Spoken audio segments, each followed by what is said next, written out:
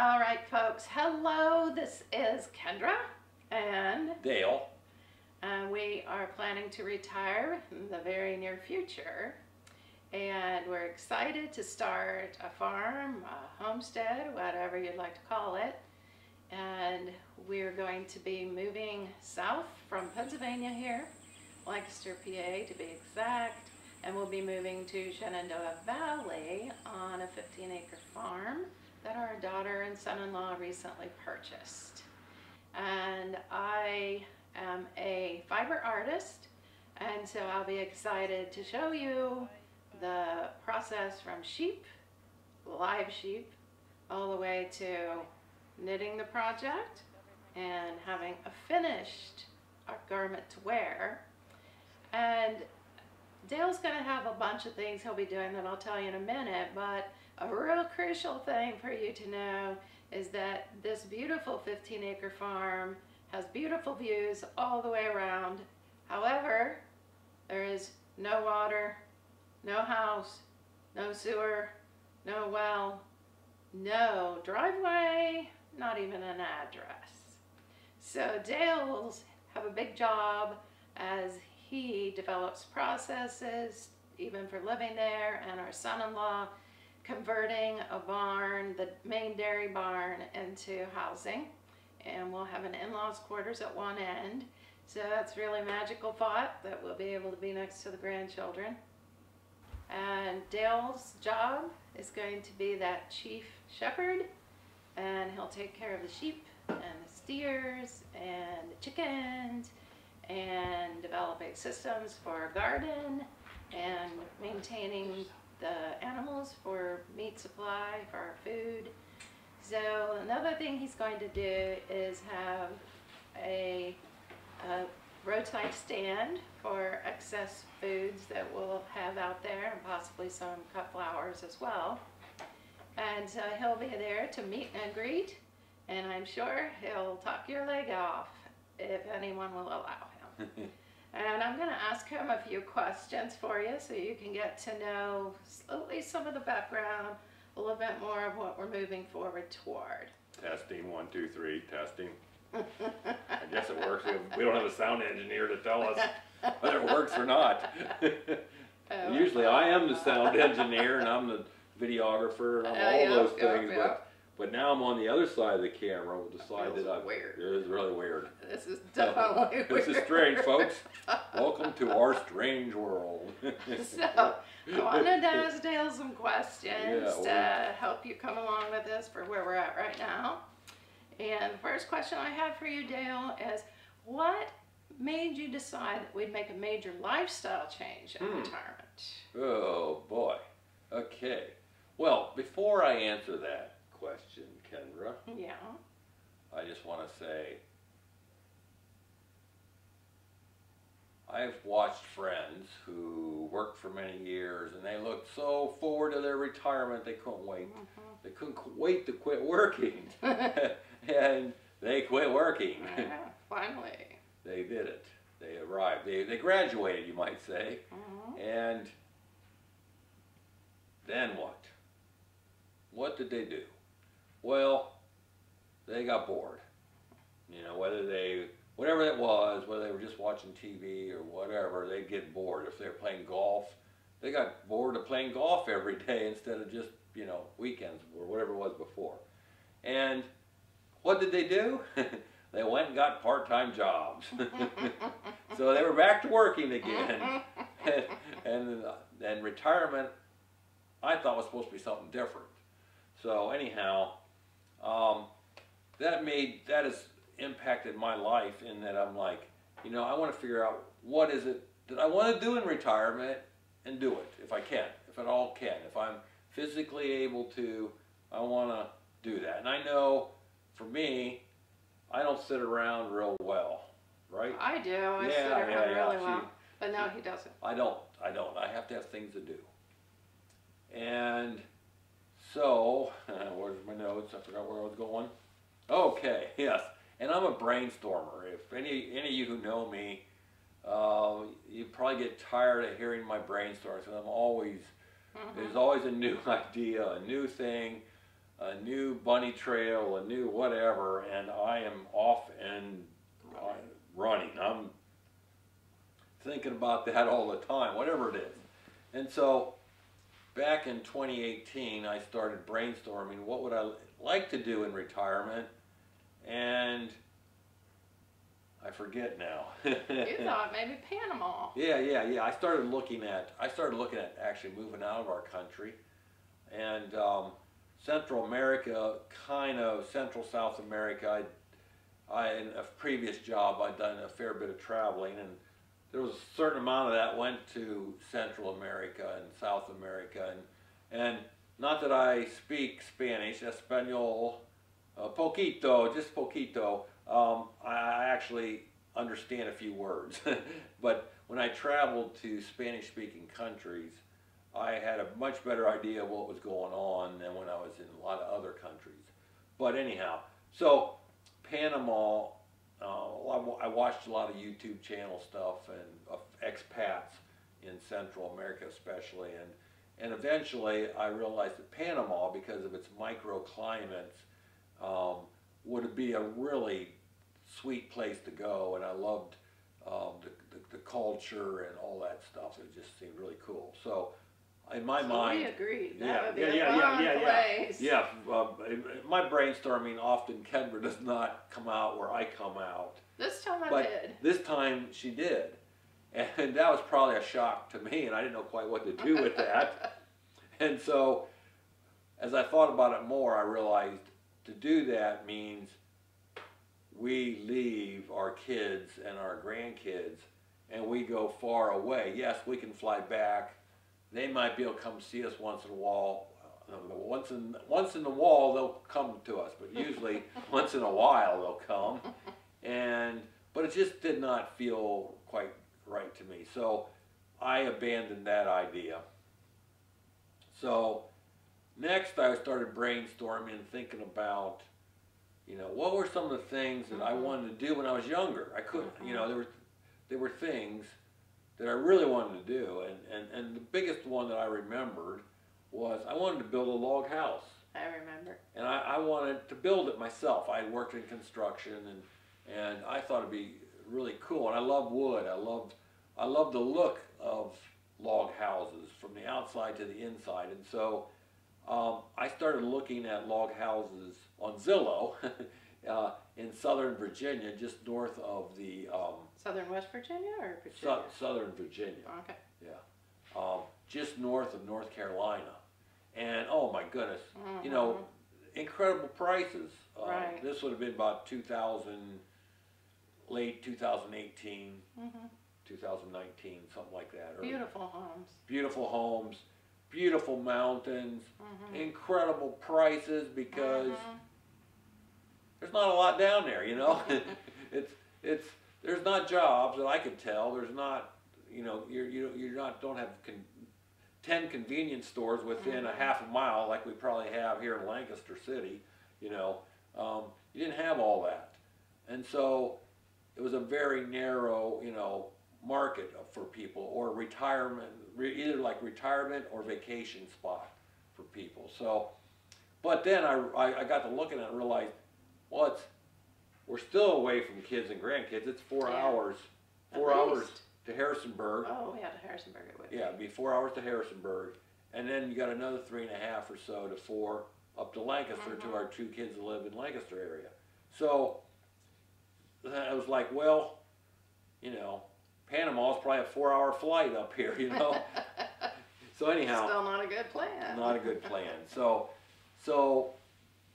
then I decided that maybe I need to choose a locale that's between Harrisonburg and Lancaster. And so that location seemed to be West Virginia. and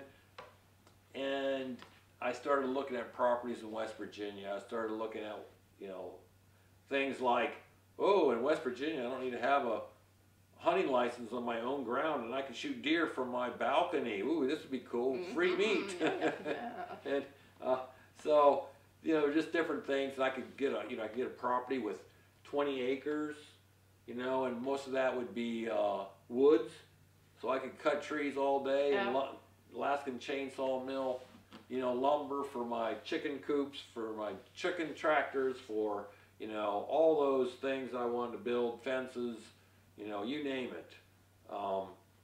I would be able to cut the trees down and I'd be able to do it.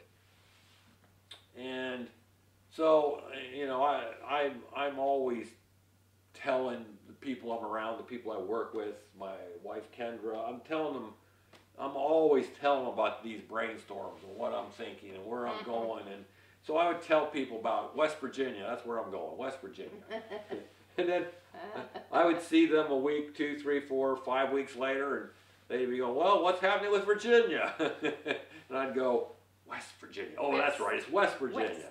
And then I'd see them, you know, a month later, and they go, hey, you making any plans yet for Virginia? I go, West Virginia. So it seemed like the people I was brainstorming with had a better idea where I was supposed to go than I did. But anyhow, so let me get my notes here. I haven't got lost. I have to ask you a question. So in the meantime, while I'm looking at West Virginia, I'm also brainstorming what am I going to do there. You know, what is it? And part of what I realized is I wanted to raise my own food. I wanted to. By that point, we were living in the city. We had a city lot, a backyard. It wasn't very big, and Kendra wanted some raised beds for her gardening, and I built these raised beds, and all of a sudden, you know, I realized, man, we are growing a ton of food in this little area, and I got excited about gardening. Now the backstory on that is I grew up in Ohio, and we, when I was in 4th grade, we moved to a small farmette, and we raised all of our own food on that farmette. And we had like 5 acres of vegetables, and then we had another 10 acres of sweet corn. And we sold that at a stand right there at the road.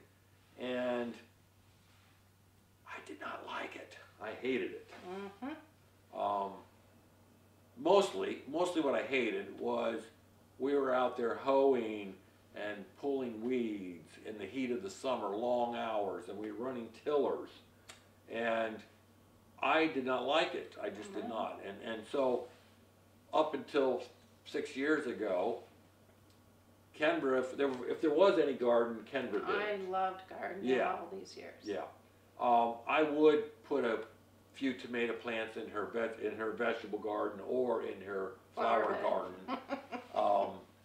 Because I eat a lot of tomatoes and I love them. So I did do that much, but I didn't have a green thumb by any means. You know, it was not green. And the other thing I did not like is I absolutely hated was there was one day in the fall I'd come home from school, I'd get off the school bus, and they were butchering chickens. Dad had taken the day off from work, and it's a big day of butchering chickens. And I did not like it. I'd get home and I'd have to go change clothes immediately, and then I was handed the knife and I had to cut the heads off, and I hated it. So the backstory is, growing up, I did not like doing what I'm getting ready to do. And I've got another question for you then, Dale. Yes. It's exciting to me that we're going to be working together at the gardening and enjoying sheep. I know that you're looking forward to maybe meat sheep, and of course I'm the fiber sheep person. So dual purpose is what we're aiming for. Yes. And so, yeah, of course I'm excited about that, but I have a couple of questions I think that folks would enjoy hearing your answer to. And the question I have next is, who are the mentors that have helped you along the way in the last couple of years? Yeah. So basically, my mentors, the helpers to get me headed in a different direction than staying in the city. They were from YouTube. They were people that I was watching. I came home from work one day about, that'd be almost 3 years ago now, totally exhausted, wiped out, and didn't have any energy to do anything but to sit down in front of the TV and turn on YouTube. And I'm like, you know, if I want to grow vegetables, if I want to do this in retirement, enjoy this and not get bored and have to find a part-time job, I should see if farming methods, the way you grow stuff has changed. You know, I mean, it's kind of a weird thought because I think things still grow the way they used to, but have they learned things over the years? So I did a Google search, not a Google. I did a YouTube search, and I found things like permaculture. I found things like homesteading. I found things like Alaskan chainsaw mills, and I got excited. I got really excited, and my dreams became huge. It wasn't anymore, well, we'll do a little bit of garden, we'll do a little bit of asparagus. It was like, we're going to go for this in a big way. And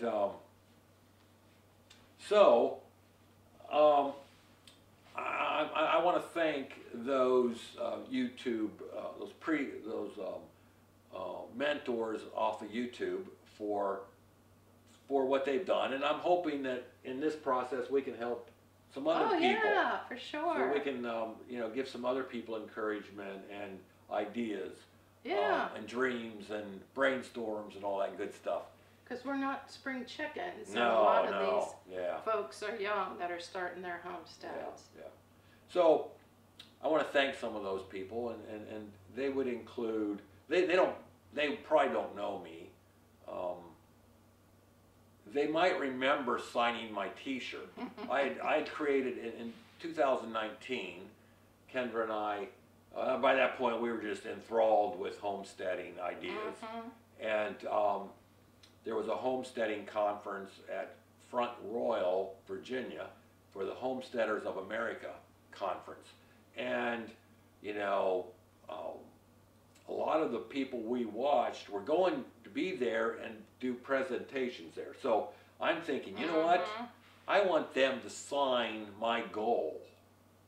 And so I had a t-shirt printed, and on the front, you know, I had, maybe a year before that, I had gotten my drone license, my commercial license, so I could commercially fly a drone and make money with that. And so on the front of that t-shirt, I put my business info, Droning Dale, and you know, I forget what all my phone number was there and stuff. And on the back, I put February 14, 2023, because that was the date that we planned to venture out. That was it. Retire. I'd be full age retirement at that point, and we would do that. And then I put retiring to a farmette or a homestead, question mark, on the homestead. So I had the superstars in my mind of YouTube homesteading channels sign this shirt, and so it would have been the Justin and Rebecca Rhodes. It would have been Roots and Refuge, Maya and Jess. It would have been Off the Grid with Doug and Stacy. It would have been Sow the Land with Jason and Elaine. Lorraine. Sorry, Lorraine, I just changed your name. Probably changed other people's names. And the big superstar that was there that year, he's probably there every year, would be Joel Salatin, who I had watched videos of. And he was there and he gave presentations, and I watched him butcher chickens and all that good stuff. But I forgot to have him sign my shirt. Can you believe that? The most important person, and I forgot. But anyhow, maybe when we get famous, we'll sign his shirt. We'll sign his shirt instead. There you go. All right, Joel. And we're coming your direction, and we're not too far from you. here when we move. So anyhow, Oh, I got another question for you, Dale. You know, after all that talk about West Virginia, not Virginia, that's right, not Virginia. how did it end up? It's Virginia, not West Yeah, Virginia. boy, this was really wild because now these friends, so anyhow, what happened? Long story short, that decision was an easy decision to go to Virginia. Yeah. It was very easy. And I can say it really quick. Grandkids! When our daughter and son-in-law invited us to join them on the former dairy farm, to live next door to our grandkids, yes, there's going to be plenty of room to, you know, I'd hope to have 1 to 2 sheep in retirement, and here at this place I have a whole flock of them, you know.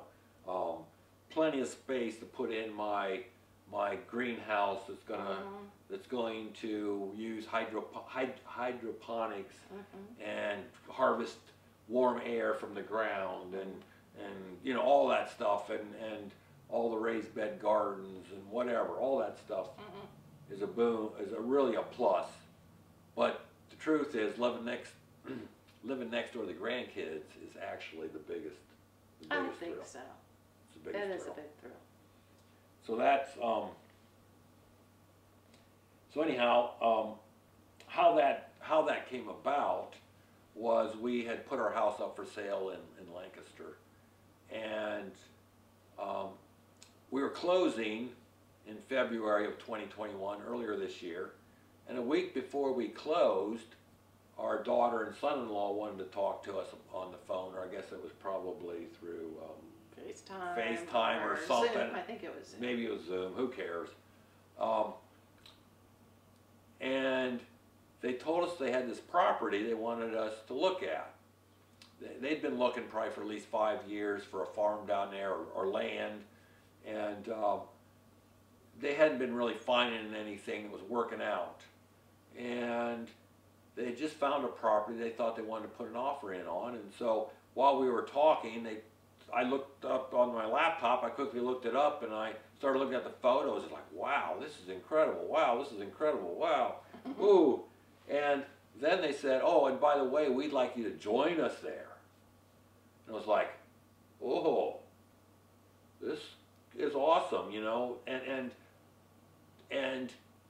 this means we can retire sooner. We don't have to wait another 2 years. Right. And so we right away said, yes, we'll join you. And then we learned there's no house, no water, no well, no sewer, no driveway, and no address. But it doesn't matter. We are very excited. We look forward to helping them in their dreams and aspirations too, and creating systems for this place that'll go way beyond our life. Right. We'll go, you know, even, you know, it might be for our grandkids. Grandkids, great-grandkids, we don't know. Right. But if we'd have got a property in West Virginia, who knows what would have happened, you know, when we left. So, this begins our story of 3 generations living on one farm. This channel will take you on the journey from Lancaster to Augusta County, Virginia. There we will build a future for the 3 generations. The stories will be told by up to 6 different people. Kendra, myself, our daughter, her husband, or our 2 grandkids, each with their own unique way of telling stories. Please subscribe and tune in to our 3 generations.